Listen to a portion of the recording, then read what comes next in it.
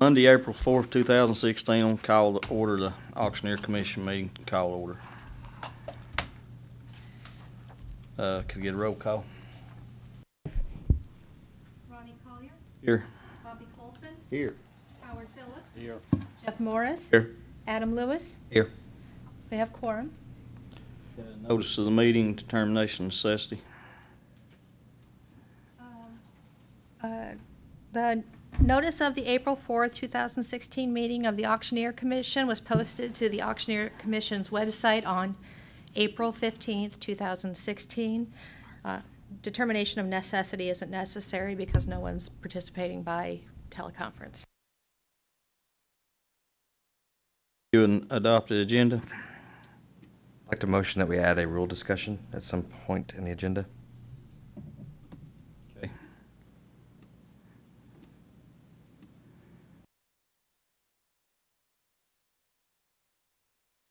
Going to adopt the minutes from February.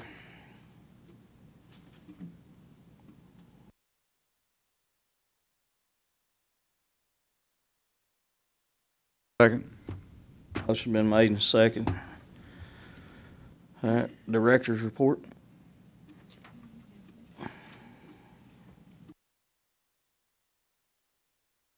Do we have to add that motion on Go the rule ahead and discussion? adopt that agenda if you would. Go ahead and adopt that agenda by motion and second if you would. The one for Mr. Lewis. Yes. Regardless, you have to review and adopt the agenda by motion. A second. Mr. Lewis's Amen. motion. Motion been made and second. All in favor say aye. Aye. Aye. Okay, now.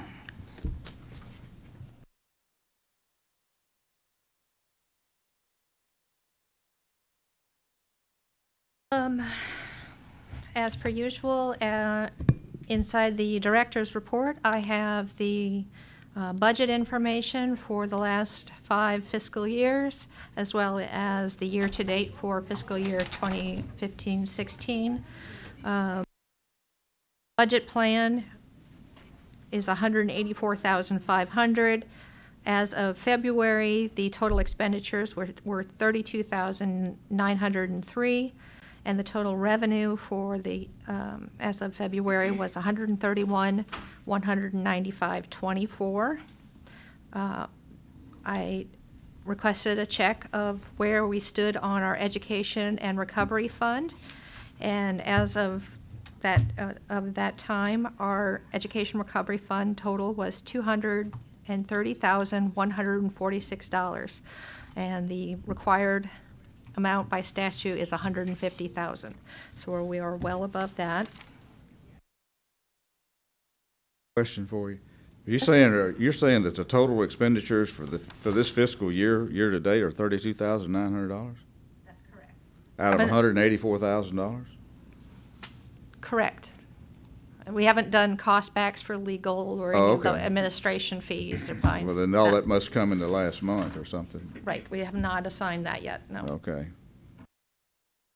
We don't know if that's where that's going to end up at all. Not yet. No. Okay. And that's only through February, so it goes till Well, July. It goes till June 30th. Till June 30th. So I mean, Right. we're well beyond 50% of the year. You are combined with 17 other programs now, so Okay, there is but a I'm cost just- efficiency to that. So this is very misleading is what I'm trying to say. Do you have any other questions regarding the budget expenditures? We know what the allocations were for last year. I don't know that off the top of my head, but I could get it for you. Do we have any control over the budget? We got it, at they're all? gonna get it. No, I mean, it is what it is, but Pretty much it just doesn't, anyway. Just bring the question up. No, we can't save a penny if we needed to. Apparently not. Okay. You have certain controls over your expenditures. The revenue is a little more difficult to. Right, it's based To on wrangle. licensees. and- We printed it out. What Yeah. can we control over the expenditures? Like Got one right there? we did save money on Certainly one of your expenditures. And you have some cost savings on travel and things like that that are within the board's control. Okay, any other discussion on the director's report? This may be a good time to bring up, you know, are they gonna allocate, travel money for the NEA conference and show this year, like they've had in the past?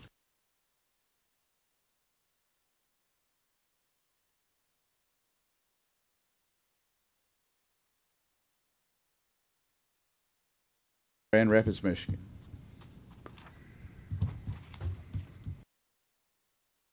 Well, this commissioner is not going. I make a motion to send Jeff. Okay. I second that. Can you give me a little background and detail And since? usually in the past, when we have the National Auctioneers Association, I believe this board, I think it's a deal where the boards belong to it, isn't it, Jeff Nayola? Yeah. And I believe you're the president this year, aren't I'm you? the president of the AOLA. It's a National Auction License Law Association or something like that. And, And Tennessee's always been a member, but they hadn't renewed for this year yet. oh, we haven't. No. We need to do it. Nicole probably doesn't know about that. And Nicole, Jeff just happens to be the president this year. But it's a good group, and I've been to several of the meetings over the years, and it's a good group. And we need to have somebody there, and we need to participate. We being the commission and the state and all that. And normally, We normally send two people, but I've been the only one been going the last couple of years. yeah. And, What have we paid before to send? what do they pay for, Jeff? They pay the expenses of going. Yeah, the airplane ticket. And, The hotel and Some airplane and the conference and show fee. yeah, registration. Conference? In July, Gee, what, the second or third week of it July? right? starts the 19th and goes to the 23rd of July. The travel expenses are reimbursed, but the conference and show registration is usually done directly by the state. Well, if the board wants to make a motion. I would move that we send, I don't think I'll get to go either, and I would move that we send Commissioner Moore. Motion's been made. Second? Second. Second. All in favor say aye. Aye. Aye. Now I have a question. You said it is important to the Auctioneer Commission and the auctioneers of the state. In what ways is it important that I go to a national auctioneer meeting? It's because of the Nayola, it's because of Nayola. It's the National Auction License Law deal, and it helps with reciprocal things, who reciprocates, well, you find out what other states are doing and all Yeah, that kind of stuff. the organization It's is- a pretty good thing. It's It really is. the discussions, and I would encourage any of us to participate. You can participate by telephone. You don't have to be there. We have a conference call during the conference and show. All the I states did not know participate. that. I Yeah, wouldn't mind doing that. yeah, and that's on Friday, and you can look on the schedule. You discuss other states. how Every they- state comes in and they give a report about what's going on in their state as far as rules and laws and how they're handling things. And the internet auction thing is the big topic right now. Yeah, all states have a lot of the same problems. Yeah. You know, they really do. And I don't know if they still do it or not, Jeff, but there's been a time or two when I was there when you'd sit up there with a state name tag in front of you and the people could come in and ask questions. Absolutely. And stuff too, just anybody that's at the conference. But- It's a good deal. But All right, we're investing in you, brother. You take care of us. I will do it. I will do it. And to that end, we'll need a report from you, Nicole, about that I can present at the conference and show about, you know, where we are in our state, and I'll get with you about that. It's just Right, I can do that. great. It's pretty basic information. You already have it at your fingertips. It's just we got to present that. Does she get a hold of the NAA will send her, you can handle, I'll figure out how to do all that though. Yeah, to get yeah, it. yeah. But the state, Tennessee's always been a member, and we need to get, it's $300 a year. Pretty or something. predominant member. Okay, ready for application reviews? Yes. We had an applicant, Austin Ray Butler Jr., made an application to become an apprentice auctioneer. He submitted his transcript and exam. He checked yes to the criminal offense question and included a summary along with court records from Sumner County. The criminal conduct related to breaking into cars and stolen property. He was sentenced to 2 months in jail and 2 years house arrest and 2 years of probation. He submitted several letters of reference and asked the Commission's consideration of his application, and he's here today. Well, he already has his apprentice license in his hand. Why do we need to discuss when he's got his license?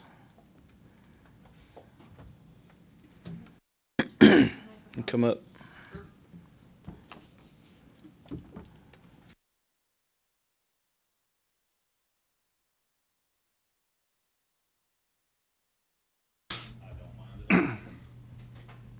I get to sit and talk?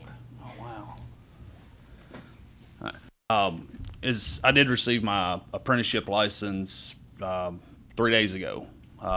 Wanted to make sure that it wasn't a computer glitch, that it didn't get caught by me marking my box on the form and everything, and make sure that 2 months from now it didn't get caught and somehow my license be suspended or revoked. So I wanted to make sure that I was present today to ask for y'all's permission to get my apprentice license.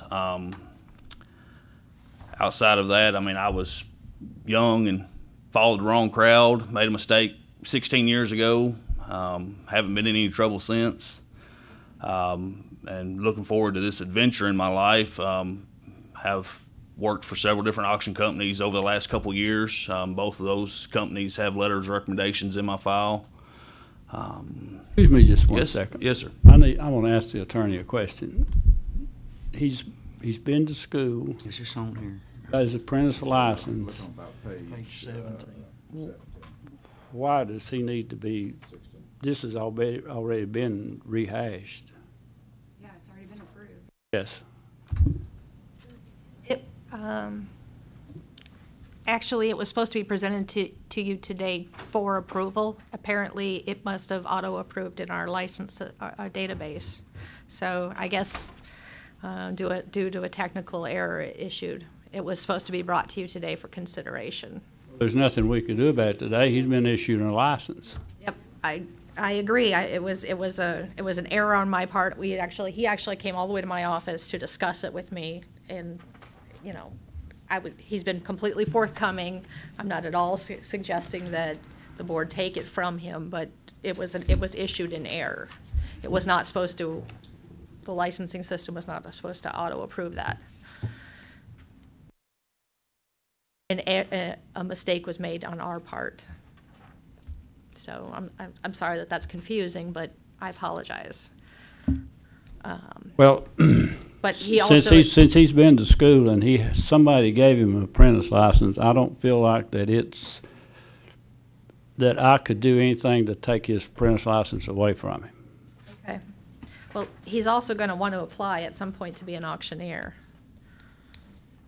He already has a place to work, right? Yes, sir. Yes, sir. And when my apprenticeship is up, of course, I'm going to apply for my full license.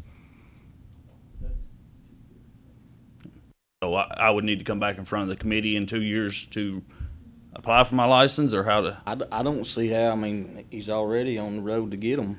I mean, he's got his apprentice now, so if he does what he's supposed to do, how can you keep from giving him his auctioneer's license? I'll note it down. Thank you. I've been on the auctioneer commission board for going on 13 years, maybe too long, but once you receive something, nobody has the power to take it away from you as long as you abide by the rules and don't break the law. That's my opinion. Well, I understand it. But I admire you from coming up here anyway to make sure somebody didn't make a mistake. I think you They did did make right. a- They did make a Yeah. mistake, but I appreciate, well, I should say I appreciate you coming up here anyway, so. Well, thank you. But, My advice is do a good job. Of course. Hang with it. Yes, sir. tell Poindexter I'm just gonna come after him if you do something bad, so, because he wrote you a nice letter. So. Yes, sir. Yes, sir. I'm actually apprenticing underneath one of his auctioneers. Are you? Yes, sir. He's a good And guy. if He's you a good need, guy. if you have a problem instead of going astray or being afraid, call. We'll help you. Of course, yes, sir. Yes, sir. That's one of the things that Ressa and Window both at Nashville Auction School stressed is that everybody's very open and helping with this. So I think I don't either. I don't think we need to do anything. I think he's good to go. Thank you, Mr. Butler. thank y'all. Power to do it. I think you're right. Not that we want to anyway. The next topic on the director's report is a reciprocity discussion. I've invited the assistant commissioner to come down and participate in this if he would join. It's come to my attention that the auctioneer commission applications for resident versus non-resident are a little bit inconsistent. The statute refers to licensing requirements that are different than Tennessee's and that that you may not grant reciprocity. But charging different rates is financially unnecessary and could be considered unfair. Additionally, this causes a lot of extra work on staff, and with all the different states and different application fees for the different states, and it's time consuming for effective licensing. It makes online applications and renewals very difficult, and the new forms are recommended for reciprocity, simplifying the licensing process for all initial applicants from out of state. I submitted to you this morning a new initial auctioneer application. It's more of a streamlined application, but it includes all of the relevant information from your previous forms, including an experience log, an updated experience log for your consideration. Experience log is only for an apprentice auctioneer, right? Well, the apprentice would have to be upgrading to auctioneer. So that's why this one would be required for this. So what is the discrepancy in the fees between the non-resident and resident? Well, the residents all pay $275, but what's being charged to the non-residents, and if you flip on your iPads to page 14?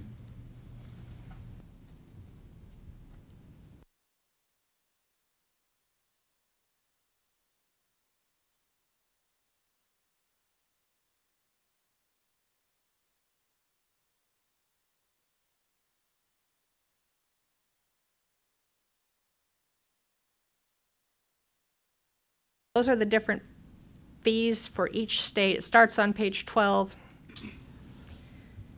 and it goes through all the different states, and this has not been... You mean every state's got their own fee? Yes. And that's based on what the state Charges their own people. And so if it's a very small state, fees tend to be high. If it's a very large state, fees tend to be low because of the economies of scale. Why wouldn't we just have one fee that's Well, the back same? back in the day, I believe it was Mississippi, It was Mississippi. was charging Tennessee auctioneers $1,004 to get a reciprocal license. $1,200. I think. And we weren't charging anything near what they were to our people when they went to Mississippi. And I think that's where some of that got changed back along the way, because we wouldn't charge, I mean, we'd charge them $400 and they'd charge us $1,200-1,500 or something. And it made some of them folks talk about unfair to Tennessee people. That was unfair to Tennessee people. And that may be where some of that came in. And it may not be like that anymore, I don't know. We voted one time to charge each state whatever they charged us. If you go to North Carolina to get a fishing license, they charge you not what Tennessee does, but Based on what they charge, If- Tennessee charges their if people. you get a yeah. permit here to fish in North Carolina, it's based on that. You have and a that's the Mississippi same license, as yeah. this law here. If I you're don't, not in I problems. mean, I agree that whatever the other states charge is what we should They charge just charge them. a lot of money. It's $550. Well, that's what are we charging them? I mean, that's what $550. they Okay, so charge. what we need to do, What I recommend you do is treat all applicants the same, no matter where they live. No, So you need a motion, second. right. Treat everybody the same, exactly the same, whether they're What are you- in-state what or are you out of su- state. Are you suggesting the rates that you have listed here? No, that's what currently stand, and it is very difficult to, if you get an application from out of state, to figure out, and then we have to try to, essentially break our licensing system to charge them the appropriate fees. Okay, then I would move that we figure out who charges Tennessee the most, and whatever that is, we just charge everybody that. Well, you can't do that because. Why then- Well, then you'd be charging everybody $550. I hate it for them. Brian McCormack, Assistant Commissioner. Thank y'all for letting me speak before you. You know. And I think what Director Avers is discussing, and I think you've all kind of already articulated the statute does give you all the authority to charge reciprocal based on what other states are saying. I think we're saying from an administrative standpoint, we think it makes a lot of sense to allow a consistent rate because we're not, it requires these fees do change, and we're not, the process of evaluating what states change consistently. How do we get that fee? I mean, I think it's a challenging process. I understand the concern that you don't want, folks you don't want Mississippi to be charging a lot more for Tennessee. I completely understand the concern. I think from our standpoint, we just think the idea of keeping it consistent across the board. If you're, I think that's I think the question is, do you continue to believe there's a concern there? I think that's a conversation you could continue to have. I think we're hoping from kind of an administrative standpoint. That's why we wanted to at least bring it to your attention that, the reasons that states set fee. I'm not going to speak for other states about why they set fees, and the ability for us fee setting. We most certainly don't want to.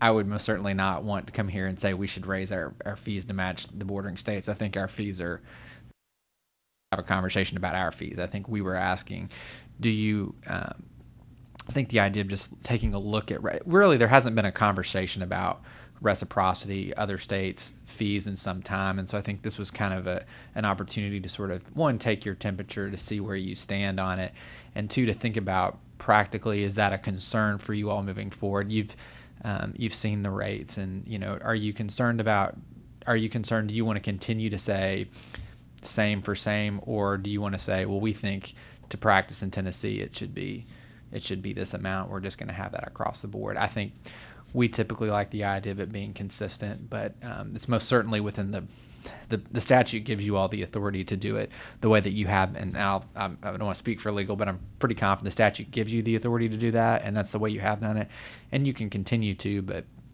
I think we're at least bringing it to your attention to say that it's definitely, and we'll work to administrate whatever it is your will is. I think we just wanted to say that there are some challenges in relation to that, and I think there could be some benefits from streamlining the reciprocity fee. But it's very clear to me that the statute was crafted and it was addressed in a way, as Mr. Colson was saying, that there was clearly a concern there. I think it's pretty clear that's the genesis of it, and you do have the ability to continue doing it as is. Trying to take up Tennessee a little bit.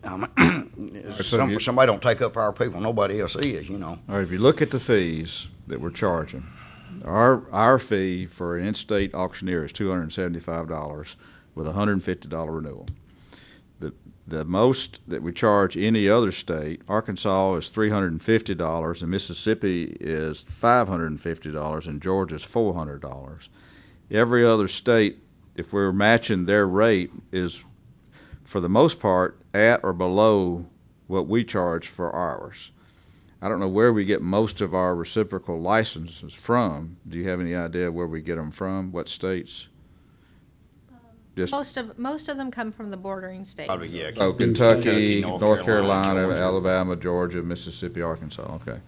So from a budget standpoint, if we charge everybody what we charge the in-state people, I think it would wash itself out in terms of be revenue neutral in terms of, because a lot of these states were charging below the $275, and then there's a few that we're charging above the $275.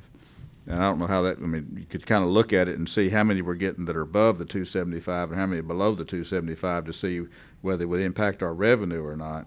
Budget-wise, I don't know if it'd have that much effect. I don't think it would that much. I don't think that'd be, You know, either way. I think, you know, I don't believe, in my opinion, if it was me doing it, I wouldn't say, just because you charge me more, I'm gonna charge you more. And I think we ought to have one, I mean, if it's good for everybody in Tennessee, it's good for everybody outside the state of Tennessee, in my opinion. And so I would make the motion. You're one of the ones paying the $5.50 to Mississippi. I pay the so Arkansas if you say fee, and it's I pay the Mississippi okay with fee, me, and I I pay don't the have a Alabama reciprocal fee, and I license pay the anyway. Florida fee. I mean, I pay them all. And but I would think that we'd be seen as being more level-headed and fair if we charge one rate for everybody. And so I would make the motion that we do that and charge everybody what we charge Tennessee residents. That make it a lot easier, and you have to look all the looking up, and it, you know, it's a flat deal, and it's easy for everybody to keep up with. Howard, you have a reciprocal license, don't you? Yes, sir, but I think, like the Bible says, an eye for an eye and a tooth for a tooth. If somebody's going to charge us $400 or whatever it is, I think that we should charge them $400. My personal opinion is that there's nothing wrong with the way we're doing it now, and we need to think seriously before you change this. To what degree do we get revenge?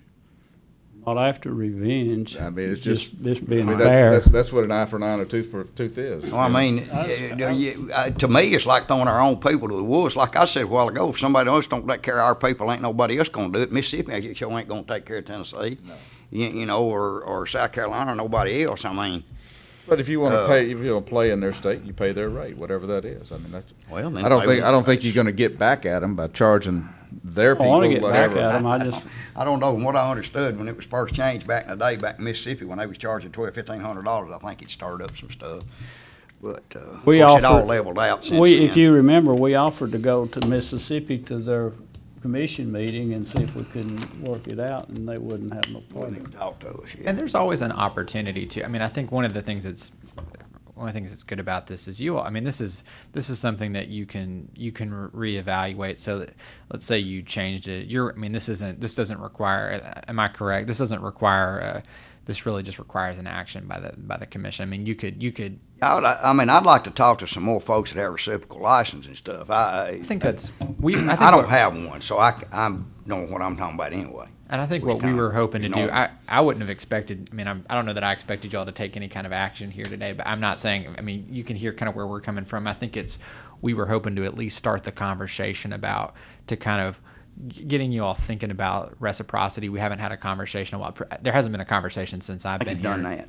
So. If it makes more sense and it's less bookwork, I mean, I could be persuaded, but probably wouldn't be easy. But Well, one of the benefits of this way is that we can take the applications for auctioneers online, and very easily, anyone who wants to apply can apply digitally then, and it's one form, one easy way. If we're going to have out-of-state people applying, it's going to create a lot of sub-licenses, because they're going to have to add all of these little modifiers for a Georgia license, a Kentucky license, and just to get those fees in there.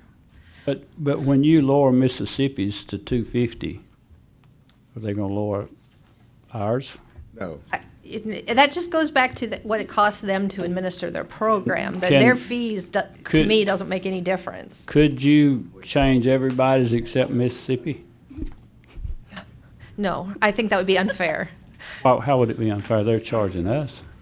I ought to make them all $550 myself, but. We're in a budget surplus right now. I don't see any reason for it. Instead of lowering theirs, why don't we lower the state of Tennessee's fee? I mean, if we got all this surplus, we're paying, how much do we pay a year? $275. Well, it's 150 renewal. $275 on initial application, $150 renew every year after that for an auctioneer. Yeah, we had that surplus about 5-6 years ago too. Yeah, it's going to ebb and flow. Yeah, they gonna come get it if you got it. So, all right, how about if we table this discussion for a month? And after a month, maybe we bring it back up on the next agenda? I made the motion, so it can Oh. fail for lack of a second, Repeat your motion. that we charge every other state exactly what we charge in-state people. The same rates, same rate schedule. There's no difference between in-state and out-of-state. I'll second it. Motion's been made and second. All in favor, aye? Aye. No, No. nay. Nay. Of course, four's more than one, so it. No, you got two that are against. Oh, okay. And Adam would be the I said aye. Aye, so it passed. 3-2. It's just 3-2. Okay. How much? 75 for all applications. Even Mississippi. Change your vote, Howard? No. I think this probably makes sense.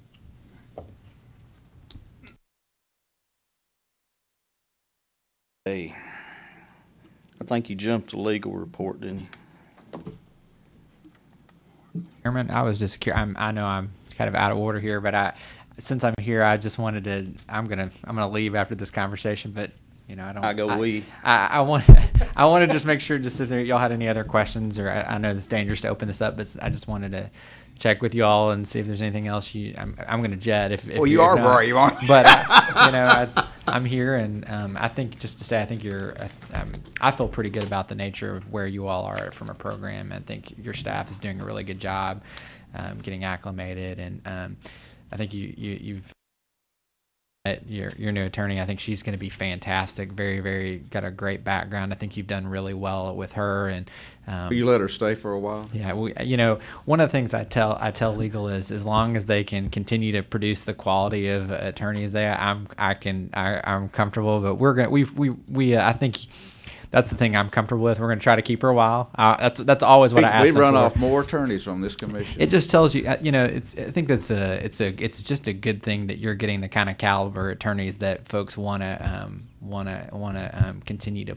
pluck. So I figure it's They a keep good stealing is what you're saying. it's a good thing that they're being stolen, not the other direction. Right, so right. I would say that I think I've had an opportunity to work with her, and I think you're gonna be really, really satisfied with her work product. So. Whether she can stand us or not, that's the whole thing. Okay. I do have a question. Sure. What would we have to do to lower the license fees for the state of Tennessee?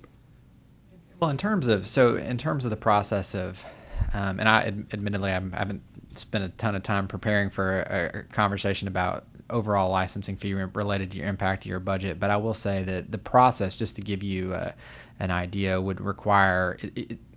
I would have to confer with legal. I believe that is that in rule? Rulemaking, So yeah. it's you all are in rules. So what you'd have to do is go through a rulemaking process. So if you wanted to reduce the fee, you would have to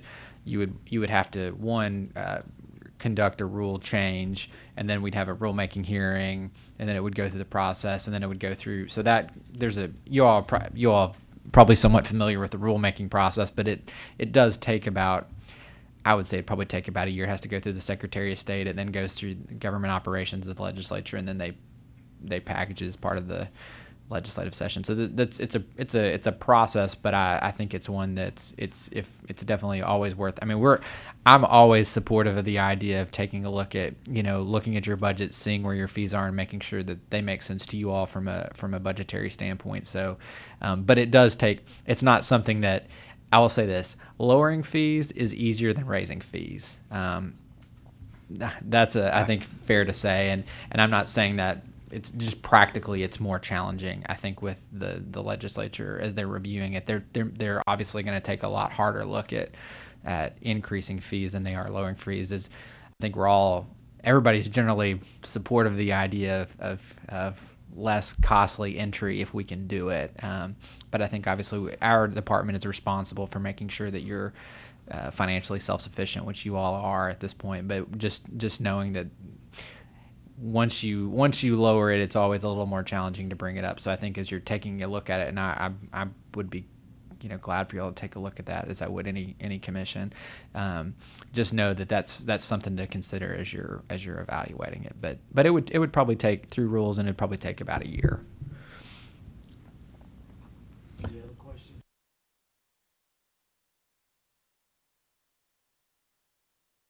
Appreciate it. Good to see everybody. Okay, I think we're ready for the legal report. Okay, go ahead. Just so I can get it to be official, if you would take a quick look at the application and experience log. If you approve the application, I can get this up on the website by this week. So if you, I might make some minor tweaks, and I'm gonna certainly have to make sure that, legal approves it, but if you guys. Can you kind of give us a rundown on what's changed from the other application? Certainly. Well, I reorganized the application a bit. The first page is just the applicant's identifying information, getting who they are, where they work, where they live. So that's all that information, their identifying information. The next 2 pages or next 3 pages are their identifying eligibility. This is required for every board in Reg Board, so those forms couldn't be altered anyway, the eligibility verification forms. So the next page that's really relevant for you to be checking is page 5. That's the personal history qualifications. That's where I put all of their education and license history. A part for them to indicate if they have a high school diploma, college degree, or GED certificate, and in some way, shape, or form, they're going to have to show that they have it at a minimum a high school diploma or GED. It's a little bit different. Before they have to submit the education, but we revised that. So if they click, they've got a college diploma. You can't get a college diploma without They have to show any of the stuff that's in front of it. So if you've got that, there's no need to show any of that other stuff, right? they have to show their college, on their college diploma, they're going to have to show, if they have a college degree, if they have a bachelor's degree, that's a greater than a high school Right, degree. okay. So that that's makes fine. sense. Okay, good. So That's good. sometimes people, they can't locate their high school diploma Good, or that's something like good. that. That's a And I'm not good going to make thing. you go That's back to good. high school if you have a Bachelor of Science. Right. If they have a college transcript, like they never graduated high school, most college transcripts have the date they graduated high school on the college transcript. So we accept that as acceptable proof of high school diplomas. Because sometimes we get that people makes- calling and they say, oh, my high school burned down. Right, or, yeah, you know, yeah, that's good. whatever. So either high school diploma or GED is actually the minimum, but we have these other things that we will accept in lieu of. Then the approved auction school education. Have you completed 2 years as an apprentice? Yes, no. If the answer is no, we're going to expect to have a auction credential by reciprocity. So that's one of those 2 things. Yes, then you need your sponsors, name, phone number, email address. Ask them if they have a real estate license. Yes, no. If yes, type of credential and license number. Do you hold or have you previously held an auctioneer license? If yes, give us the states and license numbers. On that, do you require them to provide a statement of good standing in those states? Yep. Okay. And then the next page is the character pages, or the ethical conduct and legal history. I renamed it as that. And then it's the same questions you asked on the other application. I just kind of fancied it up a little. Anything that was on the other application that is not on this application? There were 2 questions that on there that were, I thought, kind of useless. There was a question on there that was, what other jobs or do you plan to do with your auctioneer license? We can neither approve nor deny a license. I kind of grilled Gloria on these questions. I'm like, what could we use that for?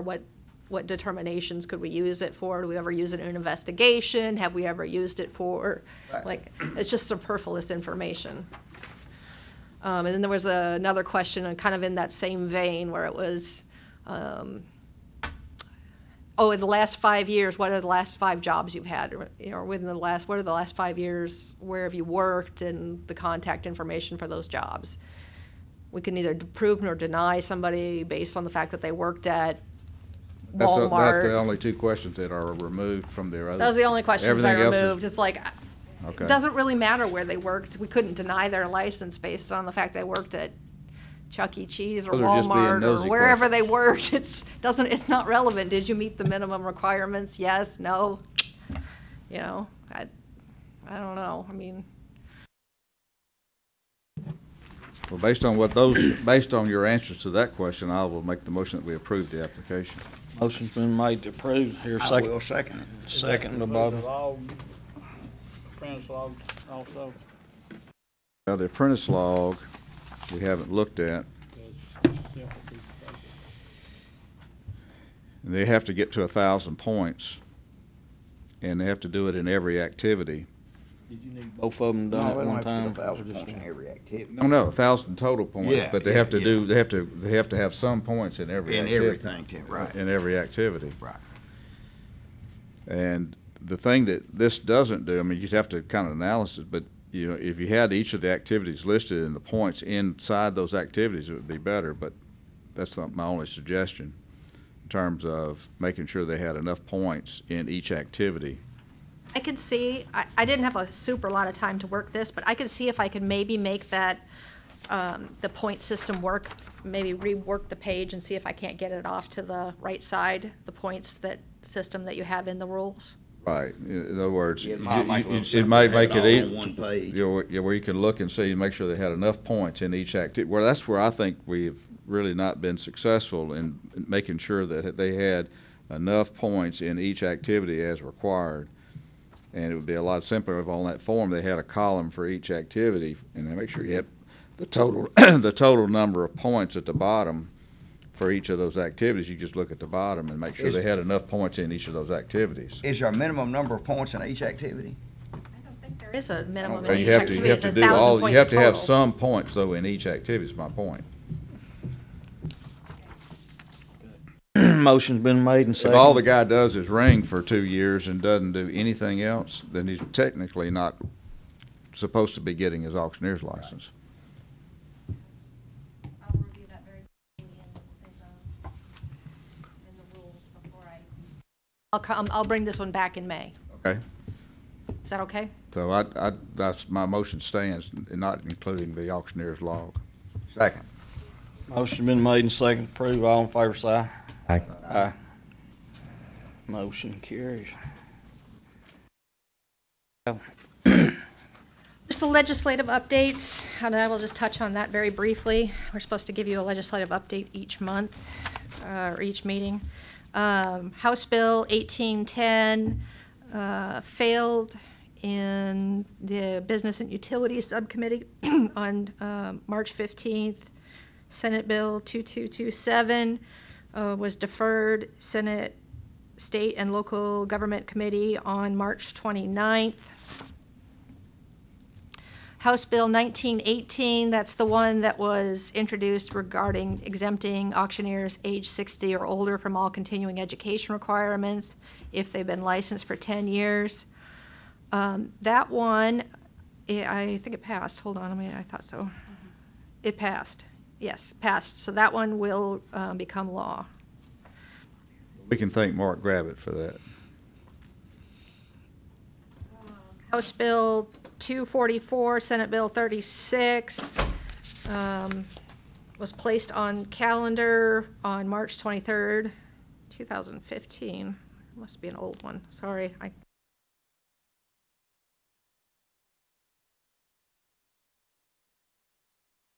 House Bill 443, which is the one that authorized a person to purchase without having a motor vehicle dealer license of non-repairable vehicles. That one had an amendment. And there, As enacted, did it already get enacted?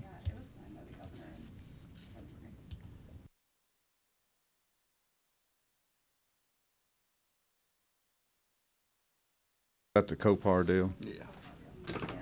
So it got passed. Absolutely.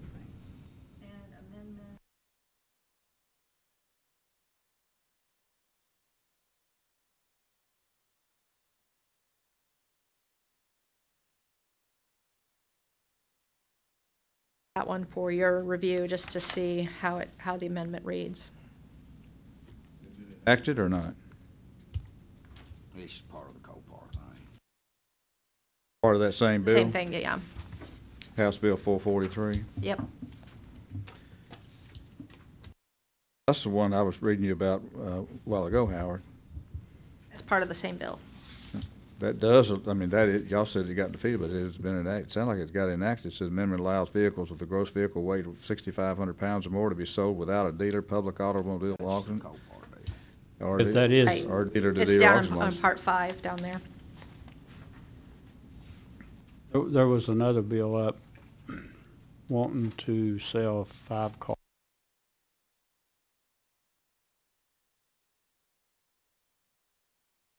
Sponsor.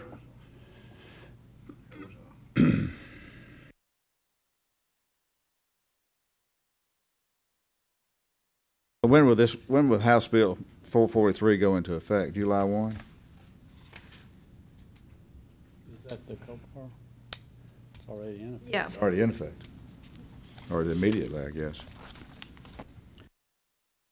We need to get out, make sure that's in our newsletter, that these changes, so that, of course, Russ is not here, but The only one that's gonna affect anything is gonna be that year one. the 10-year deal and this deal, the public automobile auction thing.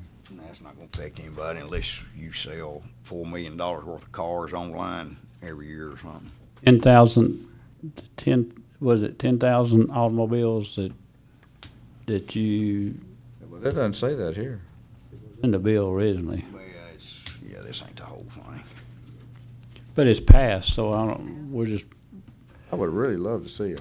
Well, I guess we can look that up.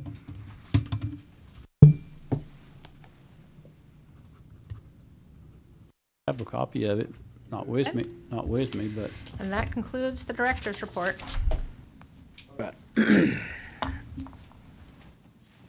Get to the, My turn. right. First, if you'll go to page 48 on your iPads. 48? Yeah.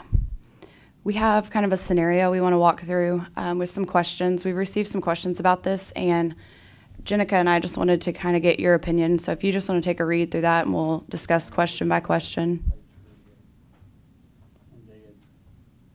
You want mine? Okay. Oh, yeah, this is stuff you emailed us.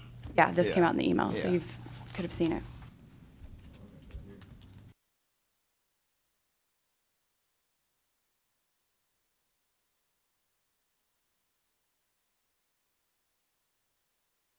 What prompted this discussion?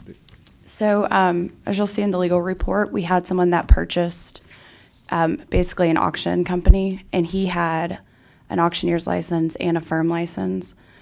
And so we just kind of wanted to know if the names needed to be the same, or if he could run it under a different name, or if he needed to get a gallery license.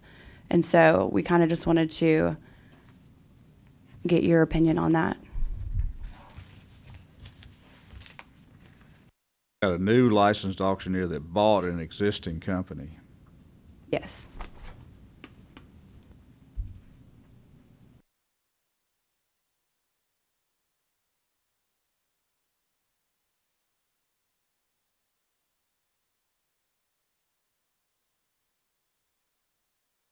Company doesn't hold the license. That firm license is tied to an auctioneer, is it not, Howard? Yes, the guy that bought the company, he did have a firm license himself and an auctioneer's license. The company he bought is going to have to be changed to the name of the firm that he owns. Okay. But like the first one, does he need, we don't think he needs to get a gallery license because he's not No, required. He just needs to change the name. if He basically, he can operate, can he operate that as a subsidiary of the firm that he already owns? Well, if he's got a farm license, he can do whatever he wants to do. If I he know, has but a he bought firm, another company that's called ABC, and he has a company called XYZ. Well, as long as he changes it to XYZ, he can do whatever he But wants. does he have to change it to completely XYZ, or could he say ABC doing business as XYZ? he has a firm license and a Tennessee auctioneer license, Mm-hmm. he can sell anything he wants to anywhere in the state of Tennessee, anytime. But does the firm that he bought have to be operated? He's operating under his firm. Yeah, he would So have to then, operate under like his our question firm. later goes to with the signage, he would need to change the name of the new company to his firm license. I don't- I His don't firm- think you could do, His firm will have to be listed on that sign. Okay. You can't, yeah, you you can't can't just say DBA. ABC auction. He'd have to say XYZ operating ABC. Why would he want to do it? I'd want it in my name if I bought it. Well, I know, but they think there's equity in ABC.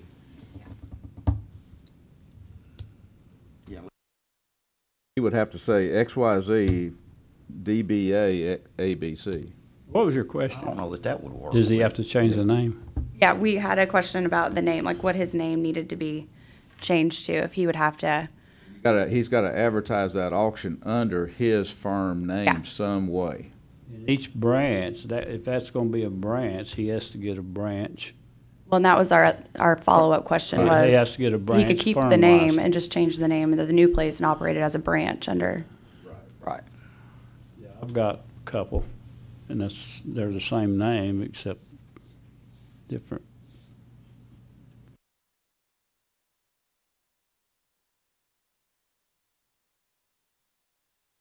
And we had some other questions come up about signage. If they're at a residential location, we assume because of zoning, they can't keep a sign out in their front yard. Have you seen that come up, or what are your opinions on that? They have to operate within their existing zoning laws, that where their zoning laws allow them to operate a business out of their home, that's fine, but they still gotta put a sign up that says ABC Auction Company. Okay. I think that's a requirement, ain't it, to get a letter approving where you're at, if it's zoning board? It has to be Yeah. this existing zoning laws. You're saying that if I have an auction, I run my office out of my apartment, then that I should have a license number? That few years back,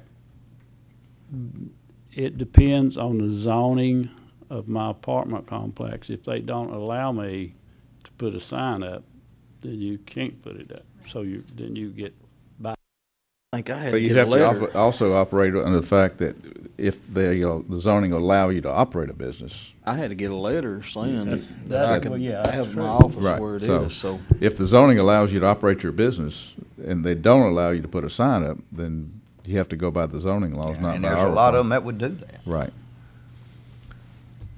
They got to where they don't want you to put a sign. You guys answered all of our questions there, so we can go on to the legal report. And I'll just ask you guys if you would prefer, do you want me to read this to you, or do you want to read it yourself and we like can for you- discuss? We always like for y'all to read them what too. page is it? We can't, we don't follow But I'd like to along. go to the restroom first. Let's take about a Take a 10-minute 10-minute restroom break. Perfect. Legal report. Okay. Any consent order authorized by the commission should be signed by respondent and returned within 30 days. If said consent order is not signed and returned within the allotted time, the matter may proceed to a formal hearing. Item number 1, 2016009711. The complaint was filed by a licensed auctioneer and alleges that respondent was conducting unlicensed online auctions. Complainant stated that the respondent is running an online auction and closing time to bid on items is extended. Council reviewed the respondent's webpage provided by the complainant, which explains how its online auctions are conducted. According to the webpage, respondent's system is set up where if any item gets a bid in the last 2 minutes, time will be extended by a couple of minutes to prevent anyone from getting sniped. Council has evidence that respondent conducts online auctions in which bidding time is extended. Such action constitutes a simulcast of a live auction without a proper license to do so in violation of TCA 6219-102A1. As such, council recommends a civil penalty in the amount of $500 to be satisfied within 30 days. That's the maximum amount we can Yeah, that was charge. gonna be my question. Is that enough to get the attention? You can do $1,000. I move that we make it $1,000. Second. Motion's been made to change it to 1,000 second. All in favor say aye. Aye. And Mr. Phillips is recusing.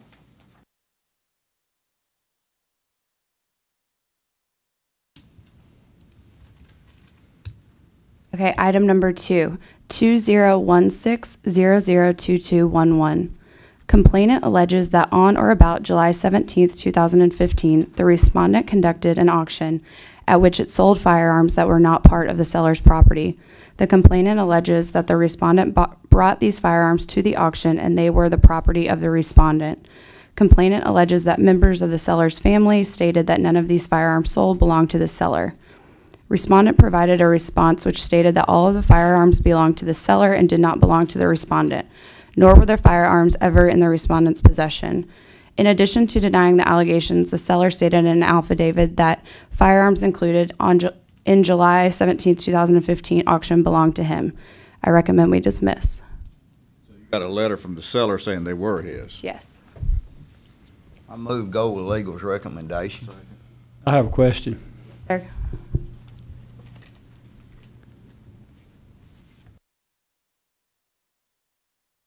These firearms were moved from one location to another and then sold. I'm not actually sure where the sale took place. I mean, I assume that if it took place at an auction facility, they were removed from his home to the auction facility. But we don't have that information. Do you know about selling firearms in the state of Tennessee, the rules and regulations and the hoops that you got to go through to do it? I do not know all of those. Number one is, if you sell firearms, they must be sold at the location where their guns were at. If you move the guns to another location, you must be a firearms license. That's unless the seller moves them, right? And if you sell those guns,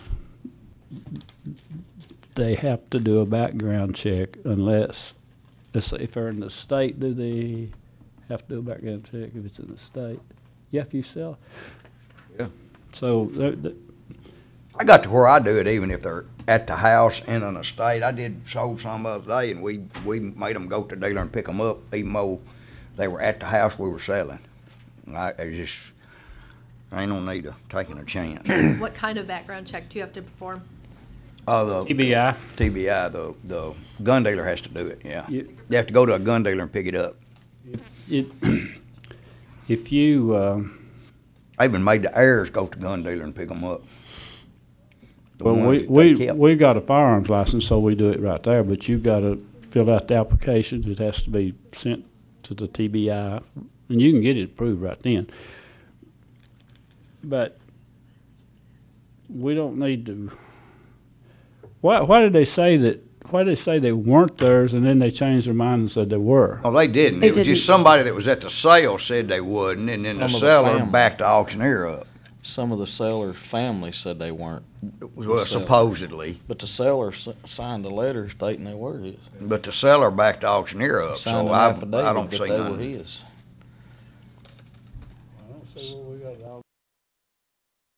Motion's been made to take legal's advice. It's been seconded. All in favor say aye. Aye. Aye. 3, 201502274421. The complaint was filed by a consumer and alleges that respondent has been conducting weekly auctions on Saturday night at which there's no auctioneer license number or firm number on display in the building where the auctions are being held. Complainant alleges that she searched online for the firm license and found no results. The complainant alleges that the respondent posted advertisements for the auctions on Facebook with no license numbers included in the advertisements. Auction dates listed on Facebook include December 17th, December 19th, December 31st, January 2nd, and January 7th. Respondent stated in his response that a licensed auctioneer and licensed firm, complaint number 2016006261, and 2016006262 below, took over the business on October 1st, 2015. Office of Legal Counsel contacted the licensed auctioneer and firm, and the respondents below, who confirmed that the October 1st, 2015 purchase. Council recommends that respondent sold the company prior to the advertised auctions, thus legal counsel finds no proof of violation on behalf of the respondent. Dismiss. Did the guy that sold it, did he do auctions without a license? That we don't have, I mean, when we started looking at them, the only dates that we found on Facebook were after the date of sale. There's currently a pending complaint open against this respondent for prior dates, and its formal charges authorized. So we have proof of a prior date sale prior to this purchase, but that's being addressed in a different complaint that will go forward, will likely go forward with a hearing with y'all. I make a motion, we go with legal counsel's recommendation. Motion's been made to go with legal here. Second. Second. All in favor say aye. Aye. Aye. Item number 4, 2016006261 and 2016006262. The Commission opened a complaint against Respondent 1 Auctioneer and Respondent 2 Firm for a potential violation regarding unlicensed activity in the above-mentioned complaint number 201502227421. The online advertisement states that Respondent 1 Auctioneer is calling auctions on behalf of an unlicensed company. Respondent 1 Auctioneer took over the alleged unlicensed company on October 1st, 2015, and at that time placed Respondent 2 Firm license and Auctioneer license on display in the auction area and the office.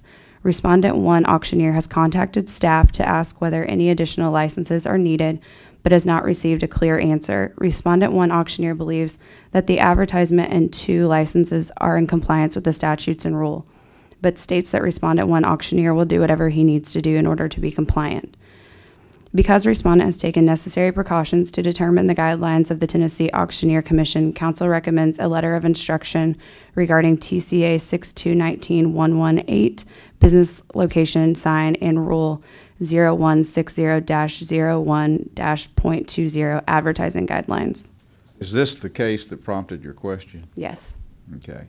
So long as we're clear with him that he must, again, if he bought ABC and he's XYZ, that he has to advertise XYZ as the firm that's conducting that sale in all advertising and the license number. We'll make sure that's in there for him.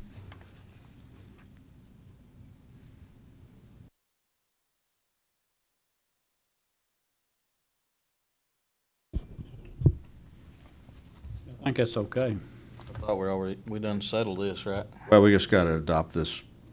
You just have to take this the action, recommendation. just allow her to go ahead and send the letter. But I make the motion we agree with legal's recommendation and make sure we have a very clear letter explaining the rules. Motion's been made, accept legal. Second. Second. All in favor say aye. Aye. Aye. Item number 5, 201502200921. The Commission opened a complaint against Respondent for potential unlicensed activity based on information received in a prior investigation. Information yielded in the prior investigation made it appear that Respondent was advertising and operating an auction. Respondent advertised on Facebook stating, "It's auction time again, Saturday, July the 18th, starts at 4 p.m. We have a variety of different items from Walmart, Kmart, and Gander Mountain. Lots of box deals. Everyone is welcome. Absolutely no buyer's premium."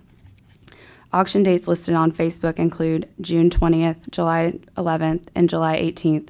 Respondent did not advertise a license number. Office of Legal Counsel requested an additional investigation which yielded the following information. The investigator went to the property where the auctions were occurring and observed a large amount of merchandise in the building, buyer's numbers discarded on the floor, and an auction banner displayed on the front awning of the location. In a subsequent investigation, the investigator contacted the owner of the property, at which time the owner stated that the property was rented for the purpose of conducting public auctions, but at the time of the investigation, the tenants had been evicted. Upon further investigation, the investigator met with an employee of the respondent, which is owned by an unlicensed auctioneer, complaint number 2015-022-0861 below. Employee admitted to working auctions for the respondent. The employee stated that she worked the back and would put bidder numbers on the merchandise that was sold. The employee stated that there were two different people calling those auctions, hereinafter referred to as Auctioneer 1 and Auctioneer 2. The investigator contacted Auctioneer 2, who stated he only provided sound equipment for a respondent to conduct the auctions and did not call auctions. Auctioneer 2 also stated that he had been attending respondents' auctions since about January 2015. Auctioneer 1 called the auctions in early 2015. Auctioneer 1 was not at some of the auctions in late 2015, but states that respondent's owner, who is not a licensed auctioneer, conducted some of the late 2015 auctions or invited members of the crowd to try calling the auctions.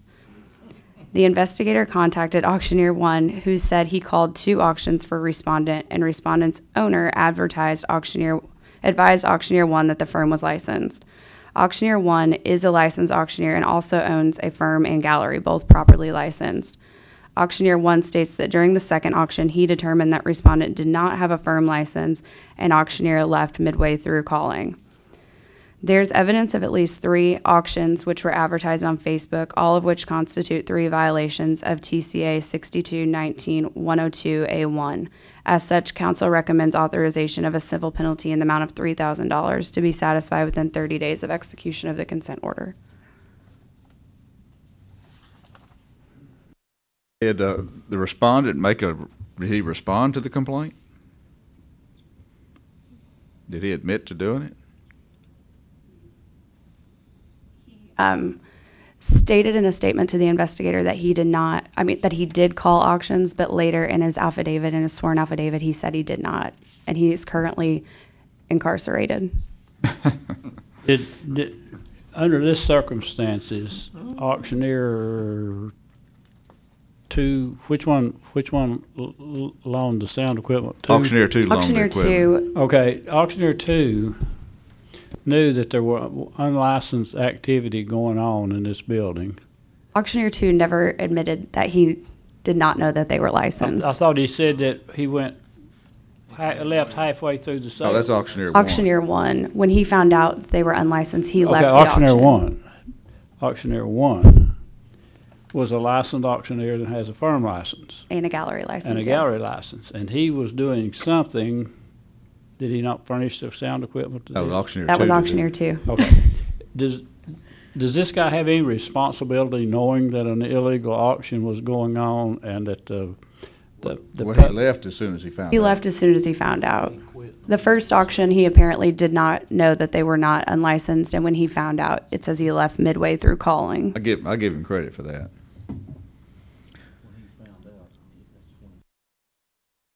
This vote right here is just against the respondent, not against Auctioneer 1 or 2. That's going to be below.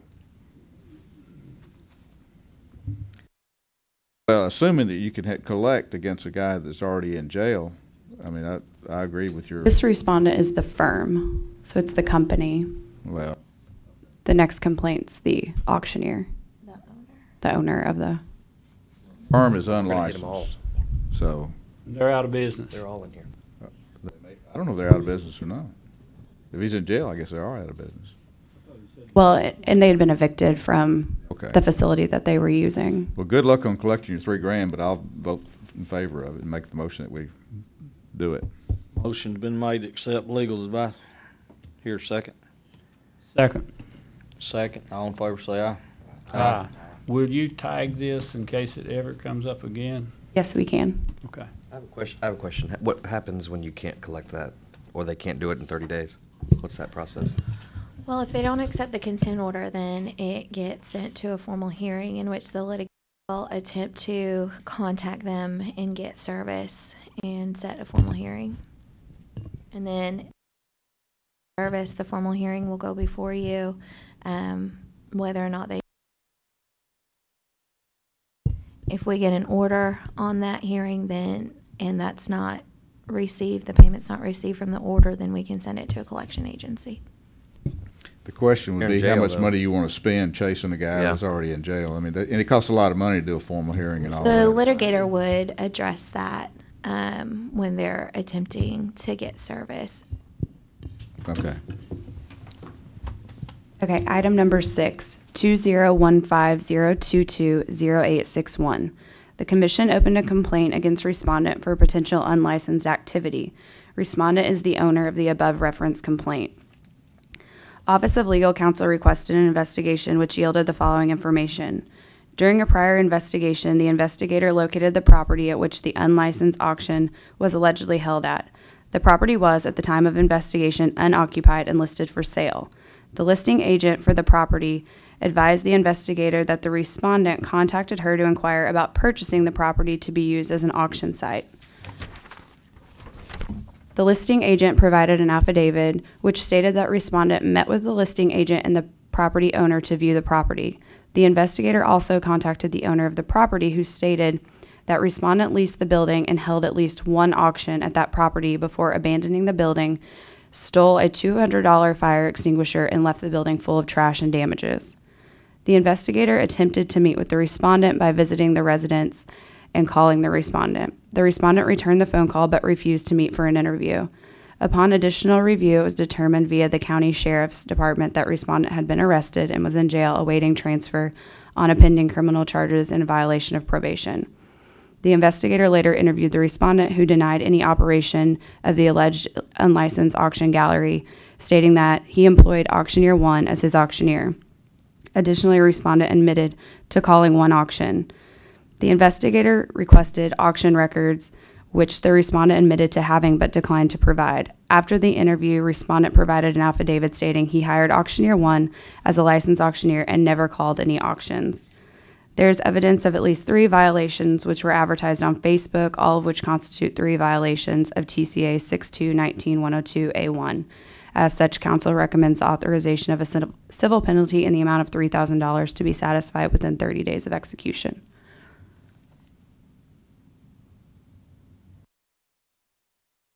I make a motion, we go with legal's recommendation. Motion's been made here, second. Second. All in favor, say aye. Aye. And when you collect this, could we have a party? Expecting $6,000 of a guy in jail, that's good luck. At least they can find him. Well, yeah. You're doing good. Item number 7, 2015-022-0961. The commission opened a complaint against respondent for potential unlicensed activity based on information received in a prior investigation. Information yielded in the prior investigation made it appear that respondent was operating an auction. Office of Legal Counsel requested an investigation which yielded the following information. The investigator contacted the owner of subject property and stated that no auctions were held at that location, but more or less offered yard sale items for sale on a daily basis. Additionally, the investigator located an application for a business tax license in the name of the respondent. The respondent described its business activities on the application to include resale of goods. Our recommendation is to dismiss this with no violations.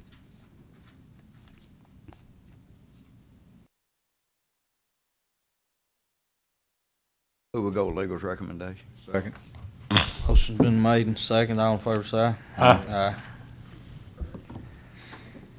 Item number 8, 2015-022-0941. The commission opened a complaint against the respondent for potential unlicensed activity. Respondent is the owner of record of the business license for previous respondent company in complaint 2015-022-0961 above. Office of Legal Counsel requested an investigation which yielded no information of unlicensed activity on behalf of the respondent. Recommendation is to dismiss. Go ahead. I make a motion, we go with legal's recommendation, dismiss. Motion's been made and second. All in favor, say aye. Aye. Item 9, 2016-008621. This complaint was filed by a consumer alleging that the respondent has entered into a shady and illegal agreement with 2 siblings in order to cheat complainant out of their portion of the property. Complainant states that respondent telephoned complainant's younger sibling and stated that the property, which was inherited by the complainant's father, was to be auctioned and that the 2 other siblings were going to buy it. Complainant stated that property is owned by 5 siblings. The respondent denies making any phone calls to any member of complainant's family. Respondent was not aware of the potential auction of the property and has not been contacted by any member of the complainant's family about conducting an auction at the property. Upon receipt of this complaint, respondent's attorney spoke with one of the complainant's siblings and was told that the family had a discussion about the possibility of an auction, and respondent's name was mentioned as a suggestion by one of the siblings. Respondent stated that at no time was the respondent made aware that the respondent's name had been mentioned in this discussion. Complainant submitted no supporting documentation that the respondent contacted one of the complainant's siblings regarding conducting an auction of the property. There is no documentation supporting any of the alleged violations, therefore counsel is unable to make a determination as to whether or not a violation occurred. Our recommendation is to dismiss due to no evidence of violation. So, one of the 5 is an auctioneer. No. One of the 5 is basically, the complainant is stating that the auctioneer contacted one of her siblings. And then 2 of the siblings were going to purchase it. That could have been you, Bobby. God, I hope they don't call off. I don't want none of that family fight right there. Woo! I move we go with legal's recommendation. Second. Motion's been made, second, all in favor, aye? Aye. Item number 10, 2016009611. This complaint was filed by a consumer for outstanding payment for placing ads with the complainant. Complainant alleges that respondent has placed 4 ads with the complainant since October 2014 and has paid for none of them. Complainant alleges that other newspaper in the area have had the same problem with respondent. Complainant alleges that respondent is not returning phone calls or emails.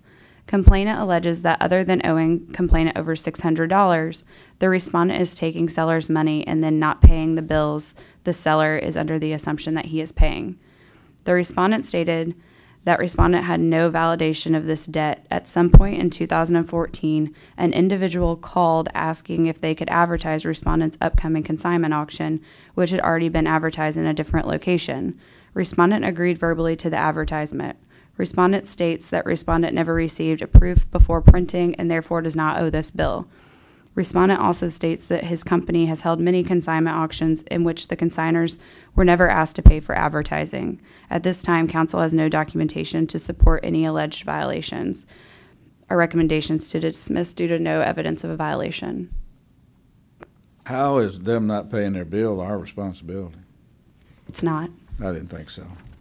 I move we accept your recommendation. Motion's been made, here second. Yes, second. Second, all in favor, aye? Aye. Aye. And get paid, so let's file a complaint with the Auctioneer Commission.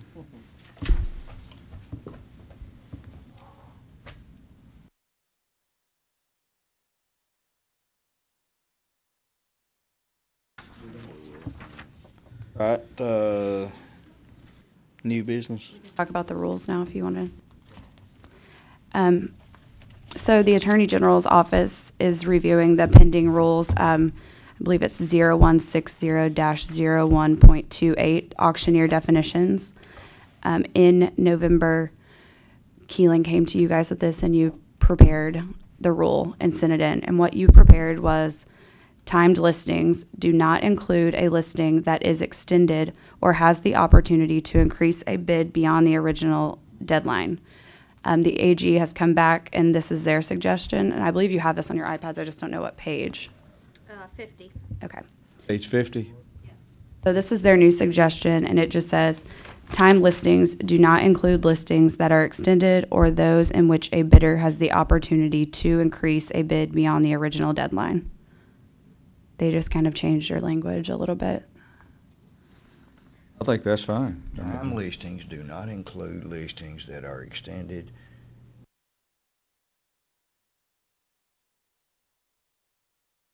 Are we talking about auctions? Yeah, this Online. is an eBay thing, Yeah, Howard. This is No, I want this on the record. Are we talking about doing auctions here? Is that what the Attorney General is talking about, is an auction? Okay, I would like for everybody to turn to page 2 in this right here. On Howard. Go to number 1. It is unlawful for any person to act or advertise or represent to be an auctioneer, apprentice auctioneer, or firm without holding a valid license issued by the Commission under this chapter.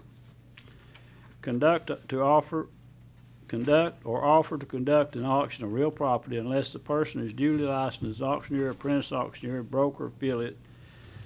That's all I'm going to read about that. Now, I would like for somebody to explain to me how an online auction can go to your house and get your merchandise to sell online and not be soliciting an auction. Does anybody have an answer for that? Tag sales do the same thing. Exactly. I'll include tag sales.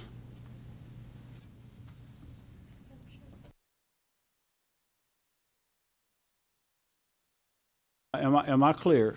It's against the law to go to her house and solicit an auction without a valid auctioneer license.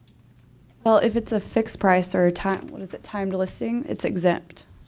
A fixed price is not an auction. That's a sale where you put a price of $14.99 on it and you sell it for that. But Yeah, there's an so- exemption under the law about a time listing on an auction. That's what they're talking about, Howard. And we're trying to come up with the definition for that. Well, but I want to. Yeah, this is true so long as, but there's an exemption to that. Oh, That's what this is talking about, is the exemption to this rule. You're exempted under this law based on the fact that it's a timed listing. That's what eBay got passed. I know, and I fought it tooth and toenails, but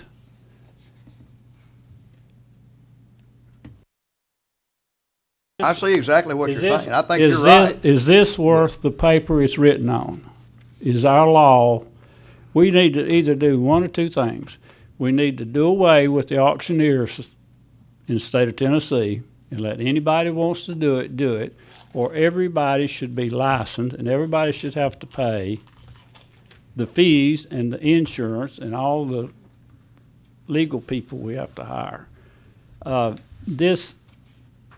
it's getting worse every day. Well, the sad part about it all is the reason that we're up here anyway. What it's all about is protecting the public. And these tag sales, whatever you want to call them, estate sales, whatever they call them, it's all the same thing. And these internet sales is cheating more people.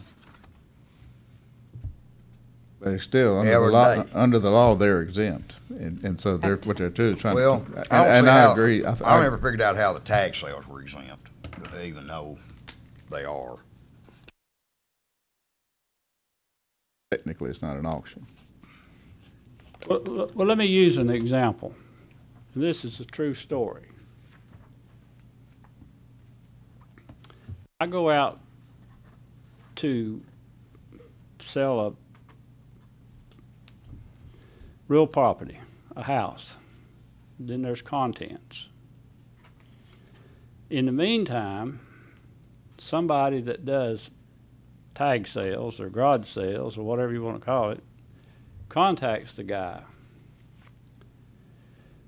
and talks about doing the auction. Is that legal or illegal? Uses the word auction, then it's illegal. Okay, when you look online and it says online auctions and the bidding will end at 5:01 p.m., that's an auction. Anytime you And how did they get, and my question is, how did they get this auction without soliciting an auction unlicensed? Because they're exempt with the online portion of it. That's what they're hiding under, is the exemption. Okay, then I would like to recommend that we form a committee, and I'd like to be on it, to go to the legislature next year and see if we can get tag sales and online auctions regulated.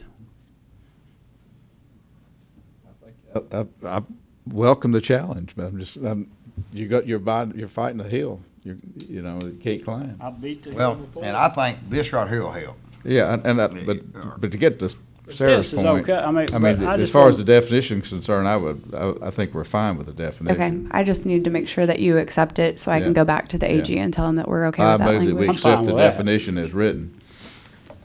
Motion's And- been made to accept. And I encourage Howard to go after him. Second. Will you help me? I don't know. I don't know what we can do. I'll help you. Okay. But the thing with this commission is, the problem with what I have is they pass a law about auctions before we ever know that it's here. And I spend a lot of time on the Hill talking to the legislators, and they will listen to you. And they don't know what's going on. It's up to us to protect, as Bobby said, to protect the people. And when you have somebody go in to do a tag sale or a garage sale, whatever, and they've got all this fine jewelry, and the public is not being protected without them being regulated and licensed. They can't be.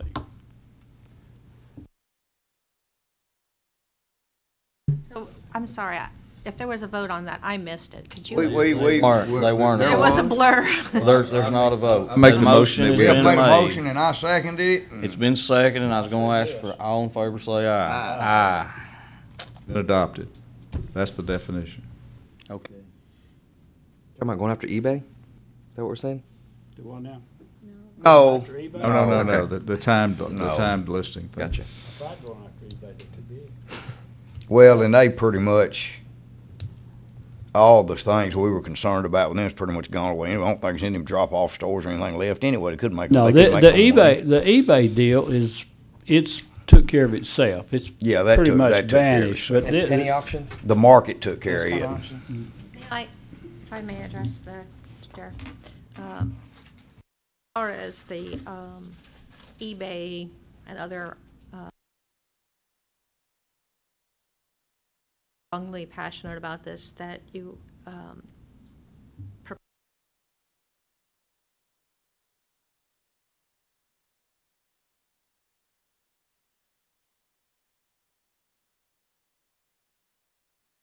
because up here as board members, you're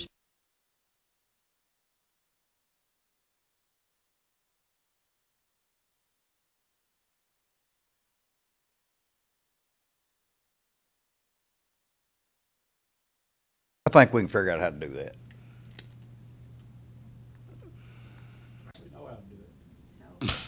that's, for whatever that's worth, there's my 2 cents on that discussion. Well, I just want to make sure that the board's going to back us up if we go for it. And I think we will. I say go get them, Howard. I'll start tomorrow. All right, anything else? All hearts and minds clear? Oh, no. Jeff, were you talking about cars online? Selling cars online? Well, I mean, I don't understand how we keep, we get an auctioneer that posts cars every week to be sold online and hiding behind the, Well, if this right here passes, well, of course, right now, we've took a stance that right there is illegal anyway. it is illegal. We have taken that stance. Nobody's turned them in, and apparently, but if we ever get this back from the AG, then we will have. He will be backing up what we've said all along. Which is? That if it's If it bidding extends bidding by- is extended, it's an auction It's a simulcast auction, Right. basically. that they need to fall under our rule. Amen, brother. The last thing in your, on your iPads is the invoice from Nashville Auction School for the most recent seminar. I just included that for your reference point. It's on page 50, What does this pay? just for one seminar. That's a year's salary for me.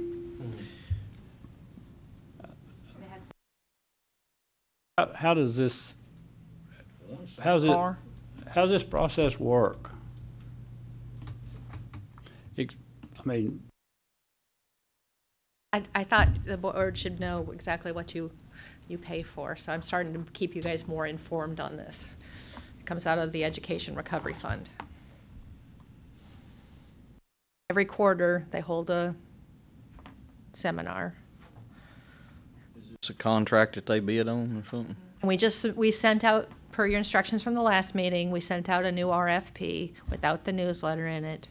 And we solicited all of the current education providers from the entire list. So hopefully we'll get some new bidders on the list. It does, What- you know, I'm sure that Ressa and Wendell will bid on it. And that's What, great, but well, this will But what open does it it, up in a competitive process. what did you get for $15,000? I know you It's have right a- there. You have a seminar. It's Well, bullet they pointed. paid, They listed on their invoice. your mailing's a couple thousand and, Well, yeah, but you're paying them $5,700. about $3,000 on the speaker and then about $2,000 to rent the room and you're paying them about $8. Didn't we say, isn't this what we said we didn't want to get in the business of, running seminars? So I that's don't what it's know. costing us if we I if we don't do it? I don't You do remember, it? I don't remember saying that. I remember that we were going to put bids out, but We are going to bid it out. I just wanted to keep you informed. I want you to know.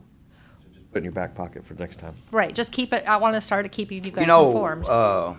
this new law, it'd be interesting. I wonder how many, folks will fall under the new exemption of not having to get continuing education. It used to be, what, 84 or something like that was a year, and now it's gonna be 99. If you're licensed prior to 99, you won't have to, you'll be grandfathered in. So that's gonna cut the number some too. It might Modifier cut on your their 60 license. It might cut your 63 to 57. I'm exempt now, I'm over 60. surely not. Anyway, when'd you get your license? Do we pay them like so much per student that there, or what? You don't? They can have 5 students there and we'd still pay them that much. I was They've been over. in business 10 years. I've been in business 10 years. Plus the students pay too, right? Now you got your license. So it's a free seminar. Well, I talked to one that was over in Knoxville, the one, he said he had to pay $50 or something. I don't, Shouldn't have to, it should be free.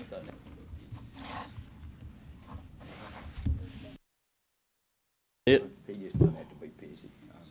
I got tickled Eddie. Profit, but Howard, let's start teaching school. there you go.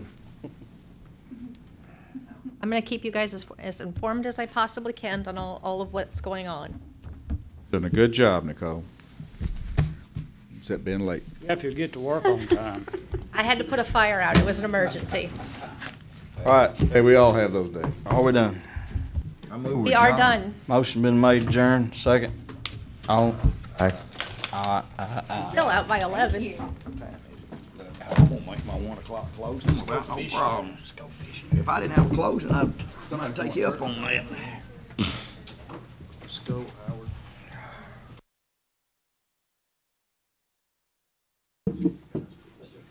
So is there a chance some of those Yeah, they should send a bill on that. for next meeting?